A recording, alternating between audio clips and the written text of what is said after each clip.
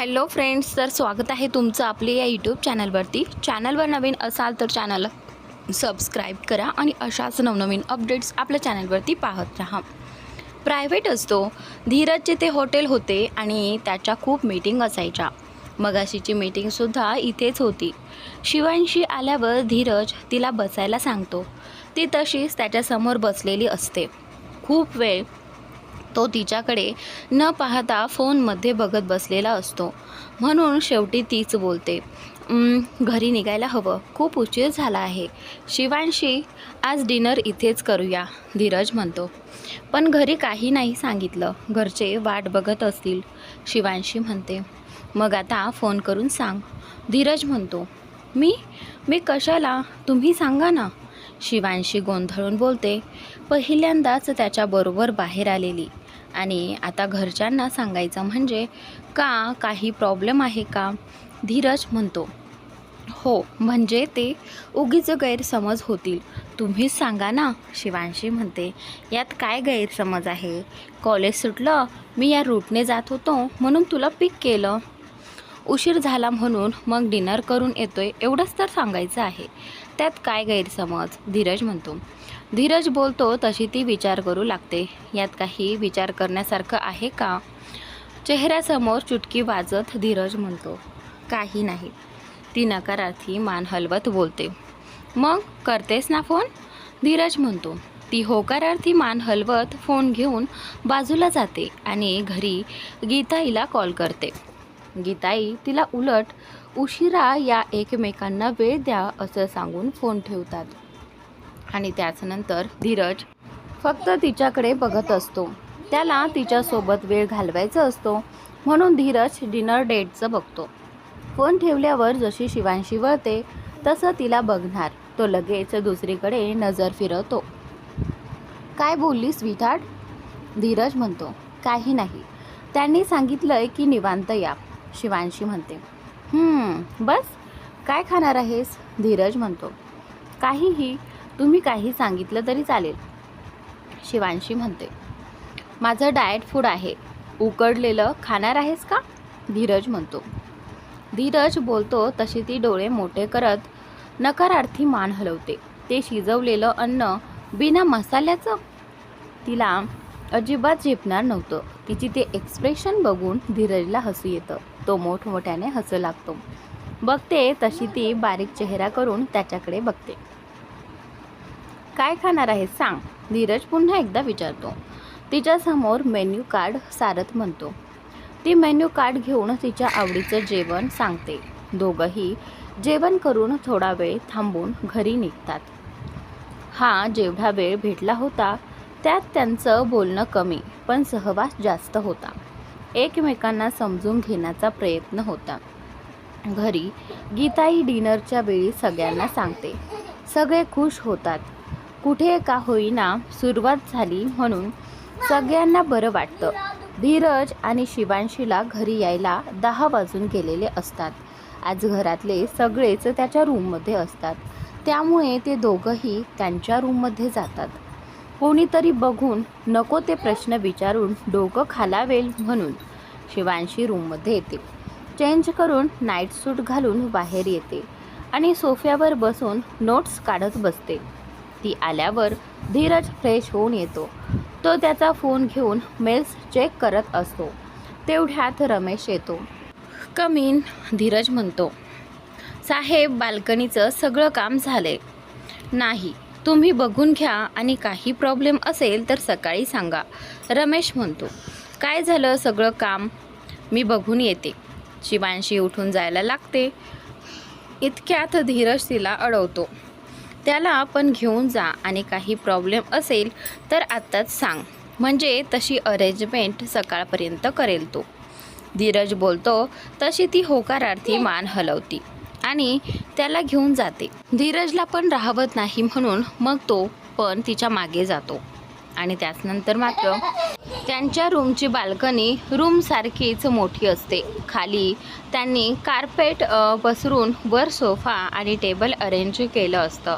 दोन्ही बाजूला indoor plants प्लॉटमध्ये लावले असतात. वरसुद्धा हँगिंग प्लांट लावलेले असतात. त्या हँगिंग प्लांट्समध्ये काही फ्लावरचे सुद्धा असतात. तर एका बाजूला बर्ड्सना खाण्यासाठी काही आणि पिण्यासाठी सुद्धा अरेंज केलेलं असतं. बाल्कनीच्या चारी बाजूला त्याने पडदे लावलेले असतात.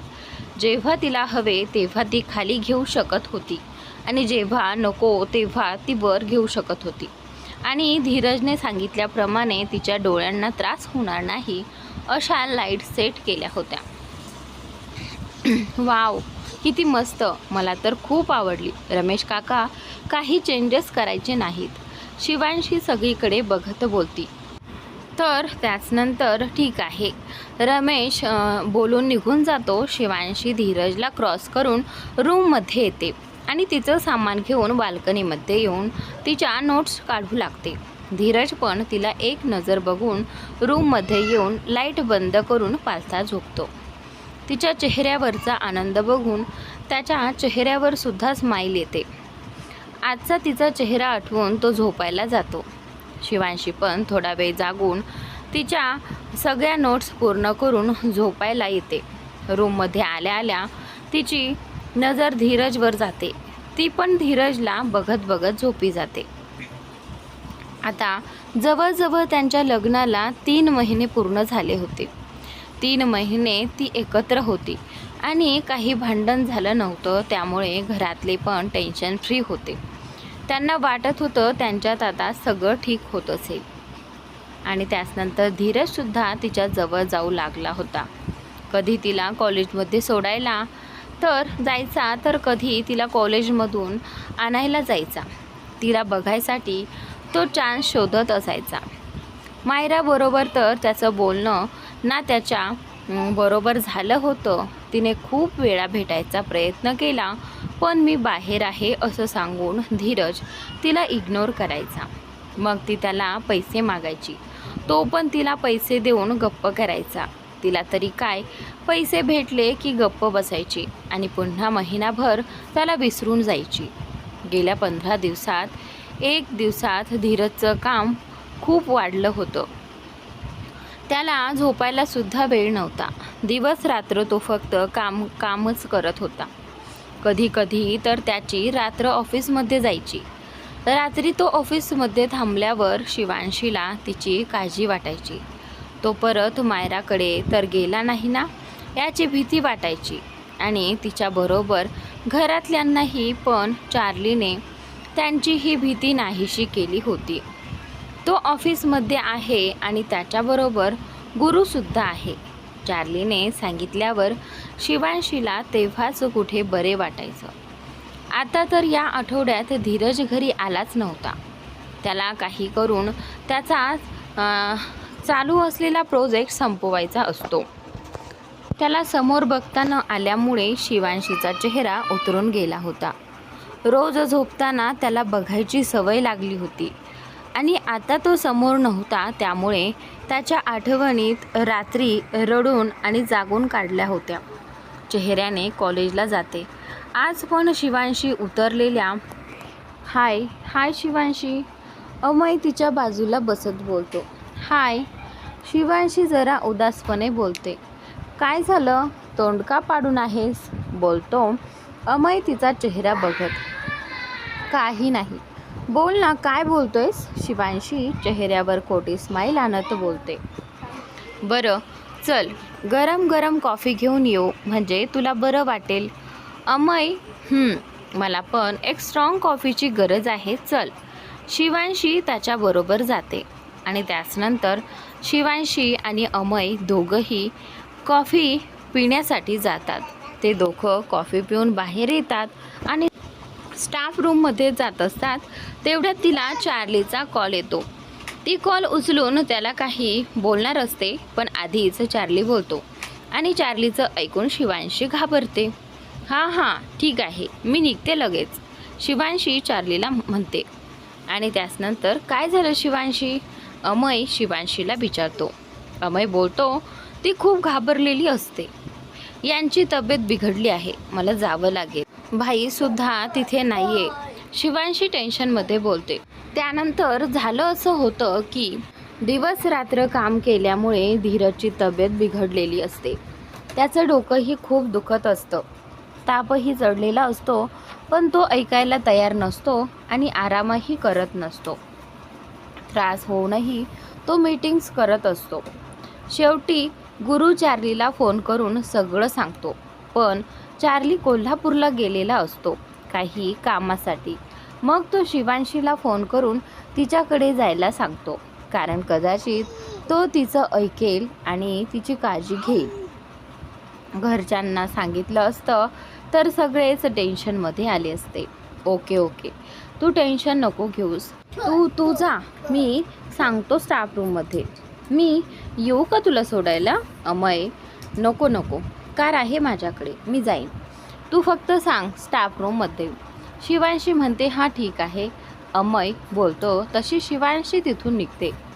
शिवांशी टेन्शनमध्ये असते तेवढ्यात तिच्या फोनवर गुरुचा कॉल येतो. तिच्याकडे इमर्जन्सीसाठी गुरुचा नंबर सेव्ह असतो आणि धीरजनेही गुरुला शिवांशीबद्दल सांगून तिचा नंबर दिलेला असतो, काही इमर्जन्सी लागली तर म्हणून. हां गुरु बोला ना. शिवांशी टेन्शनमध्ये त्याच्याशी बोलते. मॅम, तुम्हाला यायला किती वेळ लागेल? सर काहीच ऐकायला तयार नाही आहेत. गुरु, हो मी रस्त्यातच आहे, येते 5 मिनिटात. शिवांशी गुरुला म्हणते. ओके, लवकर या मॅम. गुरु बोलून कॉल ठेवतो आणि त्याचनंतर काका प्लीज लवकर चला, शिवांशी त्या ड्रायव्हरला म्हणते. थोड्याच वेळात ती त्याच्या ऑफिसमध्ये पोहोचते. ती रिसेप्शनवर धीरजबद्दल विचारते आणि त्याचनंतर excuse me, mister Dheeraj Rajput यांची केबिन कुठे आहे? शिवांशी बोलते तशी रिसेप्शनवर उभी असलेली मुलगी तिच्याकडे वरून खाली बघते. साधासा पंजाबी ड्रेस, केसांचा पफ करून मागे सागरवेणी, भांगत सिंदूर, गळ्यात नाजूक मंगळसूत्र, कपाळावर साधी टिकली आणि हातात कडे, नाजूक गोरीपान. पण आता त्याचं नाजूक चेहऱ्यावर टेन्शन पसरलेलं, डोळ्यात पाणी. ती मुलगी जरा विचित्र नजरेने तिला बघते. मी काय बोललो तुम्हाला? प्लीज सांगा मला. शिवांशीचा आवाज चढतो, कारण ती मुलगी फक्त तिला बघत असते आणि इकडे तिचं टेन्शन वाढत चाललेलं असतं. सॉरी मॅम, पण मी नाही सांगू शकत तुम्हाला काही, रिसेप्शनिस्ट तिला म्हणते. तर का नाही सांगू शकत? शिवांशी म्हणते. वैतागत बोलते आता शिवांशी. मॅम, तुम्ही अपॉइंटमेंट घेतली आहे का? मी असंच तुम्हाला भेटण्याची परवानगी देऊ शकत नाही. रिसेप्शनिस्ट, मी अपॉइंटमेंट का घेऊ? मी त्यांची. शिवांशी वाईफ बोलणार असते पण स्वतःला सावरते आणि त्याचनंतर मात्र आता इथे मी त्यांची रिलेटिव्ह आहे, तुम्ही प्लीज मला सांगा, शिवांशी म्हणते. मॅम, मी नाही असं परमिशन देऊ शकत नाही. तुम्ही एक काम करा, थोडा वेळ वाट बघा, मी तोपर्यंत त्यांना कॉल करते. रिसेप्शनिस्ट शिवांशीला म्हणाली. काही गरज नाही आहे, मी बघते, असं बोलून शिवांशी गुरुला कॉल करते आणि त्यानंतर हॅलो गुरु, मी रिसेप्शनवर आहे आणि मला आज सोडत नाहीत, प्लीज तुम्ही बाहेर या. शिवांशी जरा रागातच बोलते आणि गुरुचं नाव ऐकताच रिसेप्शनिस्ट घाबरते. मॅम हे बघा, माझं काम आहे, मी देतो तुम्हाला. ती बोलत असते तोपर्यंत गुरु येतो आणि त्याचनंतर आता इथे कळत नाही का तुम्हाला कोणाला अडवताय तुम्ही? तर त्याचनंतर गुरु तिला ओरडतो आणि शिवांशीला घेऊन धीरजच्या केबिनमध्ये जातो. शिवांशी त्याच्या मागे जाते आणि सगळेच डोळे विस्फारून बघत राहतात. शिवांशी आत येते तर धीरज टेबलावर डोकं टेकून बसलेला असतो. अहो, तर आता शिवांशीही घाबरून जाते. शिवांशी त्याला आवाज देत जवळ येऊ लागते. तिचा आवाज ऐकून तो मान वर करतो. डोळे लाल, चेहरा उतरलेला, ओठ कोरडे. ते पाहून तिच्या काळजात चर्र होतं. काय झालं तुम्हाला? बापरे, किती ताप आहे तुम्हाला? शिवांशी कपाळावर हात लावते. धीरज तिच्या कमरेला मिठी मारतो. काय केलं तुम्ही? गुरु, तुम्ही डॉक्टरांना फोन नाही केला का? केला आहे मॅम, ते येतीलच आता, पण हे ऐकत नाहीत. तुम्हीच सांगा आत रूममध्ये जाऊन आराम करायला, गुरु म्हणतो. अहो उठा, आज जाऊया आपण. तर त्यानंतर शिवानी त्याचा कमरेवरचा हात काढते. नाही शिवांशी, मी ठीक आहे. माझी एक इम्पॉर्टंट मीटिंग आहे, ती करायची आहे. धीरज थकलेल्या आवाजात शिवांशीला म्हणतो. कसली मीटिंग? त्या कामाच्या नादात स्वतःकडे लक्षच नाही आहे. मी काही ऐकणार नाही. गप्प उठायचं आणि रूममध्ये जायचं. शिवांशी धीरजला आता धमकीच देते. शिवांशी डोळ्यात रोखून ओरडत असते. ते पाहून त्याला हसू येतं. अगदी आईसारखी ओरडत होती. शिवांशी त्याला उभं करते, खांद्यावर हात घेते. धीरज तिच्यावर पूर्ण भार टाकतो. तिला त्याचं वजन पेलत नाही. तेवढ्यात गुरु दुसऱ्या बाजूने आधार देतो. गुरु दाखवेल त्या रूममध्ये ते धीरजला घेऊन जातात. तिथल्या बेडवर झोपवते. गुरुला थंड पाण्यात मीठ टाकून आणायला सांगते आणि त्यानंतर गुरु कॅन्टीनमध्ये सांगून आणतो. शिवांशी धीरजचा कोट, टाय, शूज, सॉक्स आणि फोन काढून बाजूला ठेवते. अंगावर चादर देते. धीरजला थंडी वाजत असते. गुरु पाणी आणतो. शिवांशी रुमाल बुडवून त्याच्या कपाळावर ठेवते आणि त्यानंतर गुरु, डॉक्टर कुठे आहेत? शिवांशी विचारते. तोपर्यंत गुरुची सेक्रेटरी डॉक्टरांना घेऊन येते. डॉक्टर, बघा ना काय झालं यांना. शिवांशी त्याच्याजवळ बसून हात हातात घेऊन धरून बोलू लागते. डॉक्टर दुसऱ्या बाजूने तपासतात. वर्कलोड खूप होते का यांच्यावर? हो, तो बोलतो. जेवण झोप काही व्यवस्थित होते का? नाही डॉक्टर, कामाच्या नादात सगळंच दुर्लक्षित होतंय.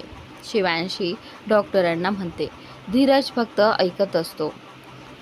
जास्त वर्कलोड, त्यात जेवण झोप नाही, त्यामुळे अशक्तपणा आणि ताप. सलाईन लावावं लागेल आणि इंजेक्शन द्यावं लागेल. तर डॉक्टर इथे म्हणतात. नाही डॉक्टर, माझ्याकडे वेळ नाही आहे, धीरज बोलतो. तर आता इथे शिवांशी पुन्हा एकदा धीरजला ओरडते. त्यांचं काही ऐकू नका तुम्ही, सलाईन लावा त्यांना, शिवांशी म्हणते. तर आता शिवांशी बायकोच्या हक्काने धीरजवरती ओरडत असते. धीरज गप्प होतो. गुरु अवाक बघत राहतो आणि आश्चर्यचकित होतो. आजचा भाग इथे संपतो. पुढील भाग पाहण्यासाठी चॅनलला सबस्क्राईब नक्की करा.